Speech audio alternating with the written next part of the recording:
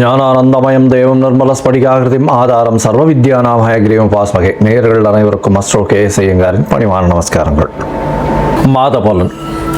விஸ்வாவசு வருஷம் ஆவணி மாதம் 17/8/2025 16/9/2025 வரலும் உண்டான நாட்கள். இந்த ஆவணி மாதம் அப்படின்றது தட்சிணாயனத்தின் 2வது மாதம். இந்த மாதத்தில் எல்லா விதமான ஃபெஸ்டிவல்ஸ் எல்லாமே வரக்கூடிய வாய்ப்புகள் மிகவும் அதிகம். ஏன்னா ஏற்கனவே ஆடி மாதம் பார்த்திங்கன்னா கடவுளுக்குன்னு உண்டான மாதம் அப்படின்னு சொல்லியிருக்கோம். இந்த மாதத்தில் திருமணங்கள் கைகூடக்கூடியது, திருமணங்கள் எல்லாமே நடக்கக்கூடியது, எல்லா விதமான வீட்டு சுபகாரியங்கள்லாம் நடக்கக்கூடிய மாதம். சரி, இந்த மாதத்தினுடைய கிரக சாரங்கள் என்ன அப்படின்றத பார்ப்போம். இந்த மாதம் ஆவணி மாதம் அப்படின்றதுனால சூரியன் சிம்மத்தில் இருப்பார். அதனால் சூரியன் சிம்மத்திற்கு போகிறது தான் ஆவணி மாதத்தின் ஆரம்பம். ஏன்னா நம்ம சூரியன் ஒரு ராசியிலிருந்து அடுத்த ராசியை போகிறத நம்ம அதாவது சூரியமான மாதங்கள்ன்றதா மாதிரி நம்ம பார்க்குறோம். அதனால் சூரியனை சார்ந்து இருக்கக்கூடிய மாதங்கள் அப்படின்றதுனால ஆவணி மாதம் நம்மளுக்கு 17/8 அன்றைக்கி ஆரம்பிக்கிறது. சரி, இந்த மாதத்தில் வரக்கூடிய மாற்றங்கள், அதாவது மாத கிரகங்கள்னு சொல்லக்கூடிய சூரியன், செவ்வாய், புதன் மற்றும் சுக்கிரன் என்னென்ன மாற்றங்கள் ஏற்படுத்துறது அப்படின்னு பார்த்தாலேனால், இந்த மாதத்தில் சூரியன் ஆவணி அப்படின்றதுனால சிம்மத்திலையும், இந்த மாதத்தில் காலபுருஷ தத்துவத்தின் முதல் ராசியான மேஷ ராசியிலிருந்து 3வது இடம்னு சொல்லக்கூடிய மிதுனத்தில் சுக்கிரனும் குருவும் இருக்கா. 4வது இடம்னு சொல்லக்கூடிய கடகத்தில் புதன், 5வது இடத்துல கேதுவோடு சேர்ந்த சூரியன். இந்த மாதம் 6வது இடத்துல செவ்வாய் இருக்கார். 11ஆம் இடத்துல வக்கர சனி மற்றும் ராகு கும்பத்தில் இருக்கார். சரி, இந்த மாதத்தில் மாறக்கூடிய கிரகங்கள் அப்படின்னு பார்த்தோம்னா, இந்த மாதம் பிறந்து ஒரே வாரத்துக்குள்ளே, அதாவது புதனும் சுக்கிரனும் மாறுறார். முதல்ல சுக்கிரன் மாறுறார். அதாவது 21/8/2025 அன்னைக்கு சுக்கிரன் கடகத்துக்கு போகிறார். அதற்கு பிறகு 25ஆம் தேதி பார்த்தேனால் 25/8/2025 அன்னைக்கு புதன் கடகத்திலிருந்து அதாவது சிம்மத்துக்கு போகிறார். இந்த மாத கடைசியில், அதாவது 14ஆம் தேதி செவ்வாய் கன்னியிலிருந்து துலாத்துக்கு வர்றார். 14/9/2025 அன்னைக்கு. அதுக்கப்புறம் 15ஆம் தேதி சுக்கிரன் மறுபடியும் கடகத்திலிருந்து சிம்மத்துக்கு வரார். இதுதான் இந்த மாதத்தினுடைய மாற்றங்கள். சரி, இந்த மாதத்தில் வரக்கூடிய சில விசேஷ நாட்கள் என்ன அப்படின்னு பார்த்தோம்னா, முதல் விசேஷ நாள் அப்படின்னு பார்க்கும்போதே வாஸ்து நிதிரை விடக்கூடிய நாள். அது 22/8/2025 அன்னைக்கு. அதுவும் மத்தியானம் வாஸ்து நிதிரை விடுறார். அதாவது 2 மணி 31 நிமிஷத்துலேருந்து 4 மணி 1 நிமிஷம் வரலாம், 1.5 மணி நேரம் 90 நிமிஷம். இந்த 90 நிமிஷத்தை 5ஆல் வகுத்து 18 நிமிஷமாக பிரிச்சுண்டு அவர் கண் விழித்து அவர் என்ன சொல்கிறது, காலை கடன்கள் முடிக்கக்கூடிய காலகட்டம் ஒரு 18 நிமிஷம். அதற்கு பிறகு அவருடைய ஸ்நானம் 18 நிமிஷம், பூஜை செய்வது 18 நிமிஷம், அதற்கு பிறகு போஜனம் உண்ணுவதும் 18 நிமிஷம், அப்புறம் தாம்பூலம் தரிப்பது 18 நிமிஷம்னு இப்படி பிரிகிறாங்க. இதில் கடைசி 18 நிமிஷம் தாம்பூலம் தரிப்பதும் போஜனம் மருந்தும் கூடிய காலகட்டத்தில் செய்யக்கூடிய எந்த வேலைகளாக இருந்தாலும், அதாவது வீடு மனை கோல் போடுதல், அது தவிர வீட்டுக்கு புதுசாக வீடு கட்டுறது, வீட்டுக்கு அஸ்திவாரம் போடுறது, மனை இது பூஜை போடுறது, இது எல்லாமே எல்லா விதமான ஏற்றத்துடன் காணப்படும். அப்படின்றது அது எந்த ஒரு தங்கு தடையின்றி போகக்கூடிய காலகட்டமாக இருக்கும். இந்த வாஸ்து நாளில் உங்களுக்கு எந்த ஒரு அதாவது திதி வார நட்சத்திரம் இது எதுவுமே பார்க்க வேண்டாம். ராகு காலம், யமகண்டம், இந்த மாதிரியான விஷயங்களும் பார்க்க தேவையில்லை இந்த காலகட்டத்தில். அதனால் நல்ல ஒரு ஏற்றமான காலம். நிச்சயமாக வீடு கட்டணும்னு பார்க்குறவங்க இந்த காலகட்டத்தை எடுத்துட்டீங்கன்னா நல்ல ஒரு ஏற்றம் கிடைக்கும். அதற்கு பிறகு இந்த மாதத்தில் பார்த்தடையானால் சாம உபாகர்மா, அதாவது எஜுர் உபாகர்மா, சாம உபாகர்மா, சாமவேதம் சொல்கிறவர்களுக்கு இந்த வருஷத்தினுடைய பூணல் மாற்றக்கூடிய அது செலிப்ரேஷன் என்ன, அந்த பூணல் மாற்றக்கூடிய அவர்களுடைய காயத்ரி ஜபத்தை பூணல் மாற்றக்கூடியதும், அவர்கள் காயத்ரி ஜபம் பண்ணி மிகப்பெரிய ஏற்றுமை கொள்ளக்கூடிய காலகட்டம் அப்படின்னு சொல்லக்கூடியது. இது 26/8/2025 அப்படின்னு அந்த நாளில் வருது. அதற்கு பிறகு பார்த்தாலேயானால் வாமன ஜெயந்தி வரக்கூடிய நாள் 4/8/2025 அன்னைக்கு வாமன ஜெயந்தி. அதற்கு பிறகு 5ஆம் தேதி அன்னைக்கு ஸ்ரவண நட்சத்திரம், ஸ்ரவண விரதம் சொல்லக்கூடியது. அதற்கு பிறகு 7/9 அன்னைக்கு பௌர்ணமி. இந்த வாட்டி பௌர்ணமி பார்த்தாலேயானால் கிரகணம் வரும். ஏன்னா கேதுவோட சேர்ந்த சூரியனும் ராகுவோட சேர்ந்த சந்திரனும் வருது. இந்த வாட்டி உண்டான கிரகணம் டைமிங் அதெல்லாம் அப்புறமா போடுறேன், அது ஃபாலோ பண்ணுங்க. ஐ திங்க் பௌர்ணமியில் வர்ற கிரகணம் அப்படின்றதுனால சந்திர கிரகணம் ராத்திரி சந்திரன் மறைஞ்ச மறைஞ்சு திருப்பி ஒளி ஊட்டக்கூடிய காலகட்டம் வரும். நான் அது இந்தியாவில் தெரியக்கூடிய விஷயம் அது. நான் அதுக்குண்டான டைமிங் இல்லாமல் எடுத்து போடுறேன். அதற்கு பிறகு 8-9 அன்னைக்கு மாலையபட்சம் ஆரம்பிக்கிறது. இந்த வாட்டி பட்சம் வந்து நார்மலாக புரட்டாசியில் தான் வரும். முன்னாடி வந்து ஒரு 10 நாள் முன்னாடியே வந்துடுறது. மாலையபட்ச ஆரம்பம் 8-9 அன்னைக்கே ஆரம்பிக்கிறது. 13ஆம் தேதி அன்னைக்கு, அதாவது 12ஆம் தேதி அன்னைக்கு மகாபரணின்னு சொல்லக்கூடியது. அதாவது யாரெல்லாம் பித்ருக்களுக்கு சிரார்த்தம் பண்ணுறாலோ அன்றைக்கி பண்ணக்கூடியது விசேஷம். அதாவது டேட்டு தெரியாமல் இருக்கிறவா, திதி தெரியாமல் இருக்கிறவாள்லாம் அன்றைக்கி பண்ணிடுவா.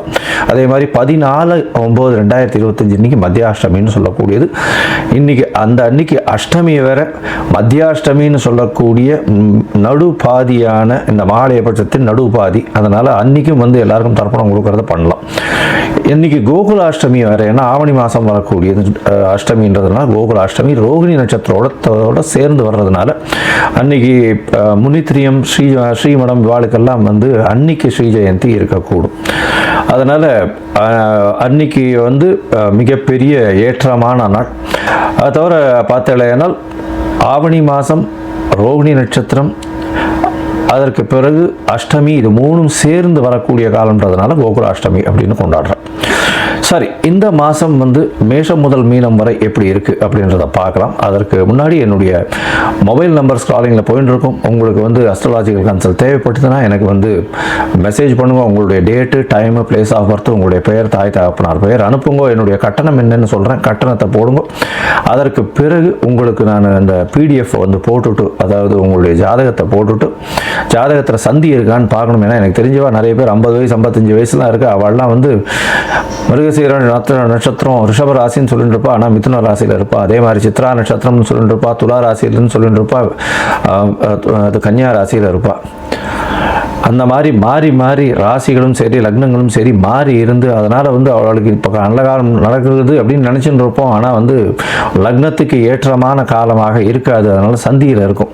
அதனால் சந்தி என்னன்றதை பார்த்து அதற்கு அப்புறம் வந்து உங்களுக்கு உண்டான ஜாதகத்தை போடுறேன். அதற்கு பிறகு உங்களுக்கு நான் அப்பாயின்மெண்ட் தரேன். நான் வந்து உங்களோட பேசுகிறேன். உங்களோட பேசும்போது உங்களுக்கு உண்டான பிரச்சனைகள் என்ன ஏதுன்றதை, அதற்கு உண்டான எளிய வழிமுறைகள் என்ன ஏதுன்றதை நான் சொல்கிறேன். சரி, இப்போ மேஷம் முதல் மீனம் வரை விஸ்வாவச வருஷம் ஆவணி மாதம் ஒரு ராசியாக பார்க்கலாம்.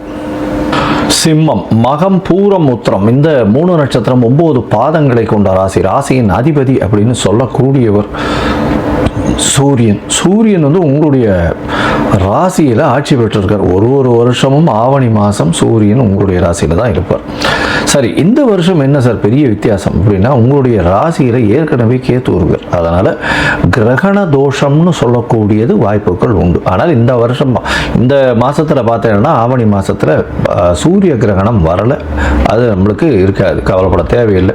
சந்திர கிரகணம் தெரியும், அதை பற்றி தனி வீடியோ நான் போடுறேன். அது உண்டானது நான் போடுறேன். சரி, இப்போ இந்த மாதம், அதாவது ஆவணி மாதம்னு சொல்லும்போது இந்த மாத பலன்கள்னு சொல்கிறதே வந்து சூரியன், செவ்வாய், புதன் மற்றும் சுக்கிரன், இந்த 4 கிரகங்களுடைய மாற்றங்களை வச்சு பேசுவோம். இந்த மாதம் 17/8/2025 16/9/2025 வரலும் உண்டான காலகட்டம். இந்த காலகட்டத்தில் பார்த்தேன்னா ஒரே வாரத்துக்குள்ளே பார்த்தேன்னா சுக்கிரனும் புதனும் அவள் இருக்கக்கூடிய ராசியான சுக்கிரன் வந்து இப்போ 11ஆம் இடத்துல இருக்கார். அவர் வந்து 12ஆம் இடத்துக்கும், புதன் வந்து உங்களுடைய ராசியிலையும் வர. உங்களுடைய ராசியில் பார்த்தேன்னா சூரியனும் கேத்துவும் இருக்கிறதுனால அரசாங்கத்தின் மூலியமாக சிறு சிறு தொல்லைகள் இருக்கும். உடல் நலத்தில் சற்று பின்னடைவு இருக்கக்கூடிய வாய்ப்புகள் இருக்கும். தேவையற்ற வீண் வம்பு வழக்கெல்லாம் வரக்கூடிய வாய்ப்புகள் நிச்சயமாக உண்டு. எதிர்பாலினத்தவரை நம்ப வேண்டாம். கூட்டு தொழிலில் பிரச்சனைகள் உண்டு. அது தவிர வந்து முயற்சிகளில் வந்து நல்ல ஒரு ஏற்றம் இருக்கும். இருந்தாலும் ரொம்ப ஜாகிரதையாக இருக்கிறது நல்லது. ஏன்னா உங்களுடைய ராசிக்கு 3ஆம் அதிபதினு சொல்லக்கூடிய சுக்கிரன் 11ஆம் இடத்துலேருந்து 12ஆம் இடத்துக்கு வரார் இந்த மாதம், அந்த ஒரே வாரத்திலே. இதனால் வந்து என்ன ஆகும் அப்படின்னா, நிச்சயமாக உங்களுக்கு தேவையற்ற செலவுகள் வரக்கூடிய வாய்ப்புகள் உண்டு. வெளிநாடு போகணுன்னு பார்த்துட்டு இருந்தீங்கன்னா நிச்சயமாக போகக்கூடிய வாய்ப்புகள் இந்த மாதத்தில் இருக்குது. ஒரு உடல்நிலை பற்றி ரொம்ப ஜாகிரதையாக இருக்கணும். பேச்சில் வந்து ரொம்ப கவனமாக இருக்கிறது ரொம்பவுமே நல்லது. இந்த மாதம் வந்து குழந்தை பிராப்திக்கு நிச்சயமாக வழி உண்டு. ஏன்னா உங்களுடைய ராசிக்கு 5ஆம் அதிபதினு சொல்லக்கூடியவரே குரு. அவர் 11ஆம் இடத்துலேருந்து பார்க்கறது பெரிய விசேஷம். திருமண பாக்கியமும் உண்டு. மூத்த சகோதர சகோதரிகள் மூலியமாக ஆதாயம் உண்டு. 2வது திருமணத்திற்கு வாய்ப்புகள் நிச்சயமாக இருக்கும்.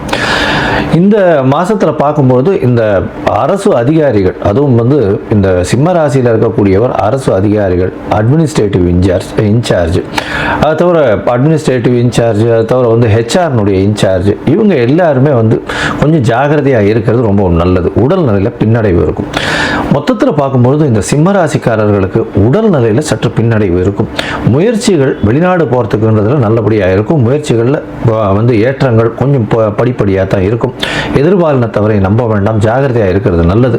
உங்களுடைய கூட்டு தொழிலில் சற்று பின்னடைவு இருக்கக்கூடிய வாய்ப்புகள் நிச்சயமாகவே இருக்கும். இதை தவிர பார்த்தீங்கன்னா அதாவது தொழில் மூலியமாக வருமானங்கள் அதிகமாக இருக்கக்கூடிய காலகட்டம். ஆனால் பேச்சில் ரொம்ப கவனமாக இருக்கிறது ரொம்பவுமே நல்லது. திருமண பாக்கியம் நிச்சயமாக உண்டு. குழந்தை பிராப்தி ஏற்படக்கூடிய வாய்ப்புகள் நிச்சயமாக இருக்கும். இந்த மாதத்தில் உங்களுடைய குழந்தைகள் படிக்கிறதெல்லாம் நல்லபடியாக இருக்கும். இந்த சிம்மராசிக்காரர்கள் படிக்கிறதுக்கு பார்த்துருந்தீங்கன்னா அவங்களுக்கு நல்ல ஒரு ஏற்றம் இருக்கும். இளநிலை இந்த மாதிரியான படிப்புகளில் நல்ல ஒரு ஏற்றம் இருக்கும். டாக்டரேட் பட்டம் வாங்க போகிறவாளுக்கு நிச்சயமாக வாய்ப்புகள் உண்டு. உடல் நலத்தில் அந்த ஆஸ்பத்திரி வரலாம்ல போய் இருக்கிறவாளுக்கெல்லாம் அது பின்னடைவு இல்லாமல் நல்லபடியாக வெளியில் வரக்கூடிய வாய்ப்புகள் உண்டு. இந்த மாதத்தில் உங்களுடைய உடல்நல ரொம்ப ஜாகிரதையாக பார்த்துக்கிறது நல்லது. தொழிலில் கூட்டு தொழிலாக இருந்தால் அதிகமாக இன்வெஸ்ட் பண்ண வேண்டான்றதை டெஃபினட்டாக அட்வைஸ் பண்ணுறோம். தாயின் உடல்நிலையில் நல்ல ஒரு ஏற்றம் இருக்கும். தந்தையின் உடல்நிலையில் சற்று பின்னடைவு இருக்கக்கூடிய வாய்ப்புகள் நிச்சயமாக இருக்கும். இந்த மாதத்தில் உங்களுக்கு வரக்கூடிய சந்திராஷ்டம நாட்கள் அப்படின்னு பார்த்தலையானால், அதாவது சிம்மராசிக்காரர்களுக்கு 8ஆம் தேதியிலிருந்து 10ஆம் தேதி செப்டம்பர் மாதம் சந்திராஷ்டம காலம். இந்த காலகட்டத்தில் உங்களுடைய ராசிக்கு 8ஆம் இடத்துல சந்திர பகவான் மறையக்கூடிய காலத்தை சந்திராஷ்டமம்னு சொல்கிறோம். சந்திராஷ்டமத்தினால என்ன ஆகும் அப்படின்னா, மதிகாரகன் மயங்கி இருக்கக்கூடிய நேரத்தில், மறைஞ்சு இருக்கக்கூடிய நேரத்தில் மதி மயங்கக்கூடும். அதனால் தவறான முடிவுகள் எடுக்கிறதுக்கு வாய்ப்புகள் ரொம்ப அதிகம். அதனால் பொறுமையாக இருக்கிறது ரொம்பவும் நல்லது. அந்த காலகட்டத்தில் ஏதாவது டெசிஷன் எடுக்கணும் அப்படின்ற ஒரு பட்சத்தில் அருகில் இருக்கக்கூடிய, அதாவது கோசாலையில் போய் உங்களால் முடிஞ்ச அகத்திக்கீரை வாங்கி கொடுத்துட்டு போங்க. நிச்சயமாக உங்களுக்கு சந்திராஷ்டமத்தின் தாக்கம் குறையும். சரி, இந்த மாதம் நீங்கள் லக்ஷ்மி நரசிம்மரை போய் வழிபடுங்க. அது ரொம்பவும் ஏற்றம். ஏன்னா ராகு கேது அவ 2 பேர்கிட்டயே இருக்க எல்லா கிரகங்களும், உங்களுடைய சூரியன் ராசியின் அதிபதியும் அங்கே அதிலே இருக்கிறதுனால லக்ஷ்மி நரசிம்மரை போய் வழிபட்டுட்டு வாங்க. பிள்ளையார் சதுர்த்தி வருது, பிள்ளையாருக்கு ஒரு 9 தேங்காய் உடைச்சிட்டு வாங்க. நல்ல ஒரு ஏற்றம் கிடைக்கக்கூடிய மாதமாக, வெற்றிகளின் சின்னமாக திகழக்கூடிய வாய்ப்புகள் நிச்சயமாக உண்டு. லோகா சமஸ்தா சுகினோ பவந்து. நன்றி, நமஸ்காரம்.